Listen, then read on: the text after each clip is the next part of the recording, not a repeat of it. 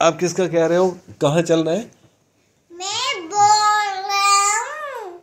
हाँ, चल पास चले बाइक में। कहाँ जाना है? किसके बाइक घर? में बाइक में। बाइक में? हाँ। बाइक पे किसके घर जाना है? बोली अभी वो तो बोली अभी वो मास्क तो नहीं पहने, ऐसे मास्क तो ऐसे करने करते वहाँ चले। वहाँ क्या करना है? उसके पास बहुत चाबी तो नहीं होता, वहाँ चले उसकी बाइक की। अच्छा, वहाँ पे क्या करना है? हमने खेलना है? हाँ जी, खेलना। तो वो उनका नाम क्या था? उनका नाम था चाचू। चाचू नहीं, हाँ, भाई, बड़े भाई। वो गलासे करने पहनी, ग्लासेस। अच्छा, सोनू भाई।